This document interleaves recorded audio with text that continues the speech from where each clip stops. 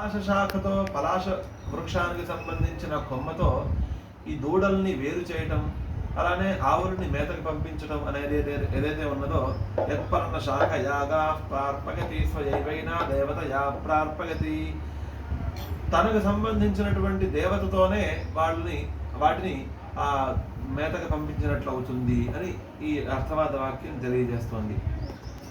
So ఏవైనా దేవతయ అప్రాప్యగతి. ఇక్కడ భాష్యంలో విద్యారణ్య మహాస్వామి వారు అంటారు, పర్ణస్య గాయత్రీ సంబంధ వేదగమ్య సోమాహరణ ద్వారక అని అంటారు. సోమాన్ని తీసుకొచ్చే క్రమంలో గాయత్రి సంబంధం అనేది మనకి స్పష్టంగా కనబడుతూ ఉంటుంది, అర్థమవుతుంటుంది. ఈ విధంగా స్వయైవైనా దేవతయ అప్రార్పగతి.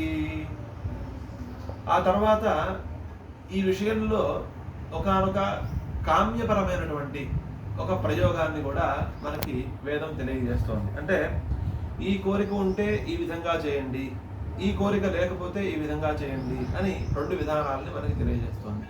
యం కామయేత పశుస్యాదితి అపర్ణాం తస్మై శుష్కా గ్రామాహరేత్ అపశురేవ భవతి.